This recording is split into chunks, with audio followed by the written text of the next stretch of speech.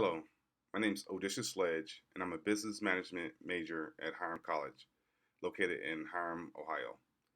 The title of my poster is Ebonics' Effect on U.S. Cultural Homogeneity.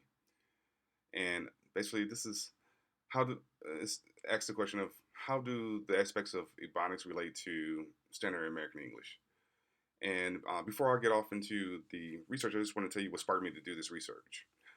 I was taking a language class during my junior year of college, and we were reading the book Talking Black Talk, and it was by Sammy Alim and John Baugh.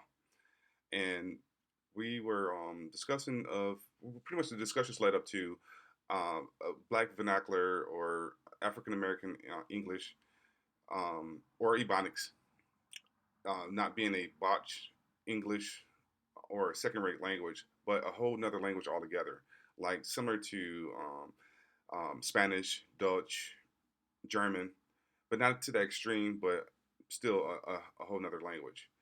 And as a black man pursuing a professional degree, I felt indifferent to it and I never really thought about it. But up to that point, started developing kind of a dense feeling, or I just felt dense about what I consider to be a black topic being taught by a white professor, and that I thought I should probably know more about.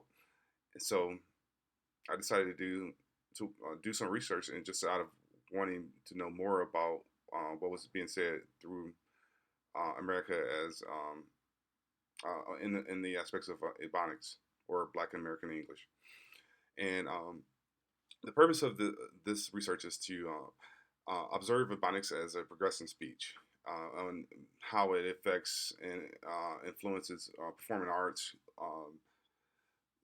American literature, socio-political factors, and but before we go there, it's just that let me tell you where I started. I started basically all the way from the origin of Ebonics, starting basically how Ebonics was formed from just the beginning part of enslavement from Africans being brought here to America. It started off as a pidgin and a coded language. So basically, a pidgin for the Africans to be able to speak with each other, because they were all from different languages, different cultures, and so they had to communicate to not only the slave master or the slave owner, but to each other. And so it became where they had to have some type of separate code system, where that separate from how they spoke to the slave owners. And then also, so basically, it was a counter language where they spoke one way to, so they can be interactions with the slave owners and interactions with each other's interactions with other plantations, because they were being traded or have to go off to do different business with other people there wasn't in their particular community.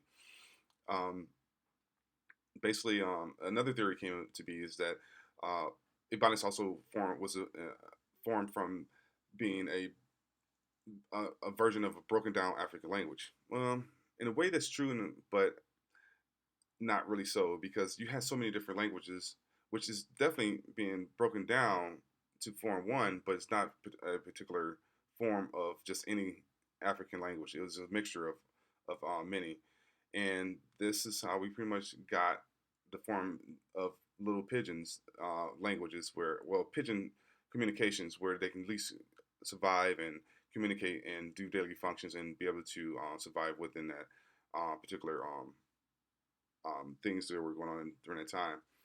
And then the pigeons, from being created, went into develop into Creoles. That's when you have basically a form of a language within that community where everyone's communicating, they speaking the same way, and they know what each other are speaking about without having to give clue words or just one word things to mean a whole thought or anything. Pretty much, like I said, that Black English Creole was the form of all the Africans and the different languages that they brought put together to become one society, pretty much, that been in that slave environment. Um, and basically, that's the how Ebonics is the linguistic consequences of the African slave trade. Now, getting off into the research, uh, John's John Ball's theory was that Ebonics is a dialect of Standard English, and instead of being a separate whole language in itself, which some label it as.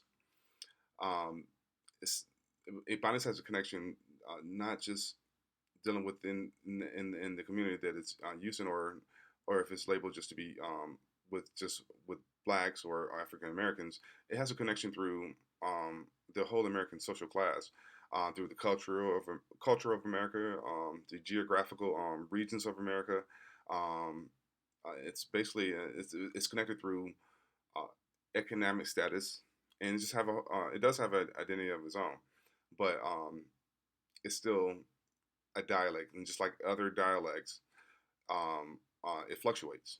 It just you have your Boston accent all the way down to your Southern accent to your Western accent. Same thing with the Ebonics. You have your New York and Ebonic speakers, your Southern Ebonic speakers, and your Westerner or Midwestern Ebonic speakers. And but it's still English. Um, the the least problem with this research goes through is that the least problem is the linguistic issues. It focuses on basically that inner city schools or just education itself, they're in certain areas are severely underfunded, and that plays a big issue on on pretty much the development of Ebonics. Um, to elevate it and um, to make it where it's more of a closer to a standard form of English is to simply just teaching it equally and properly throughout the whole United States. Um, let's get into my research question. My research question is how should Ebonics be addressed in American school systems as a bridge communication to standard English, and which leads to my hypothesis. Ebonics is one of many distinctive variations of standard American English used by a variety of Americans um, of a mixed bag society. Uh, basically, same thing. Ebonics is just like a dialect. It has variations within a language. It's a form of a it's a form of a variation within the American language. Um, and examples is just how you have different stratifications. Basically you have a gradient stratification of how different Ebonic speakers, as you slowly go from the north towards the south. You have that twang that's added in there, or different words change a little bit, and then as you go from east to west, you have a gradient stratification of how Ebonics is spoken, just the same as any other dialect. And then there are some sharp stratifications. If you can go from one community in literally in Ohio and go just a county over in southern Ohio or something, and they can be totally um, different on how they speak. Um, but that's not always a good thing to have that pretty much that speech community where it's separate, because you do have your differences. So, but is it more of a slang or is it a separate language? And my procedures that I did to get to my conclusions were I use SurveyMonkey, and I send it out via email to people I knew, and I use social media, primarily Facebook, and I posted it, and actually I had a tablet that I carried around with me, and I took people at random, people that I knew from work and school, and had great success between the three of gathering a lot of information. I wasn't able to get millions, I wasn't able to get thousands, but I did get a couple hundred, which was pretty good in the amount of time that we had to do the research. But um, I would say out of all the channels that I did was I would say social media, Facebook. It was a man. It got me the most responses, and because some people cut and paste and they used it to send out to other people that I didn't know. So I had means of getting answers from random people of a larger variety of, and basically the questions covered basically asked about sex, asked about age, asked about race and or ethnicity, the highest level of education, and then it just had some variations, some different varying um, questions about Ebonics. And as you can see, four are posted here, and um, we'll go over a couple of those. Basically, uh, the conclusions, what it came out to be is that, as you can see, that there was a high number of people basically concluding that it was a Ebonics is a dialect or a a sub form, a non-standard form of English, of American English. And my conclusions, as you can see, is basically, before I even go over those, basically, I went further than what we just have here on my poster. I broke it down to black and white, just to see what not only just American as the group as a whole thought, but just basically how it would be if it was separate, as maybe pertaining to culture or race. And surprisingly, the numbers were pretty close on a lot of the conclusions.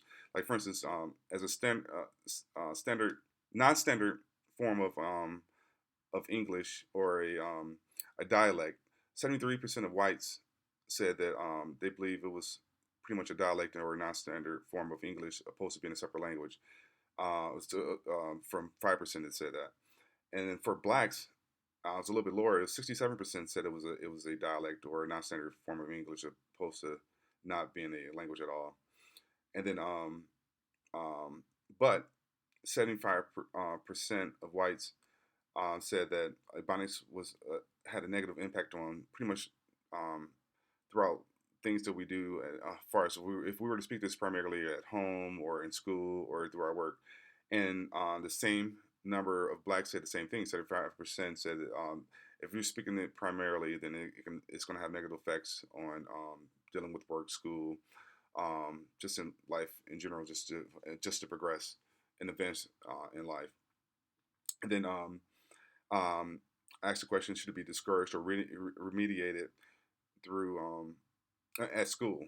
And 80% of whites said yes, it should be discouraged and or remediated. And so 85% of blacks said that it should be discouraged or remediated. It's totally not spoken at all. And 21% of whites said it was not a language, and it is like I say, it is pretty much they were saying that it's just pretty much slang. It isn't nothing at all, pretty much or whatever. And 32% of blacks said the same thing, that it was just not a language. It's mostly just slang that's being taught, and just being a separate language altogether. Like I said, it was 5% white that thought that, and 2% of blacks that thought that. And pretty much my conclusions, what I came out from all this, is that that Ebonics is a the deficiency in language skills that should immediately be corrected. It's a substandard dialect of American English, and um, it's an element of economically challenged environments of failing inner city schools, pretty much. And basically, uh, it, it shouldn't be taught as to be a standard for any type of form of language. But thank you.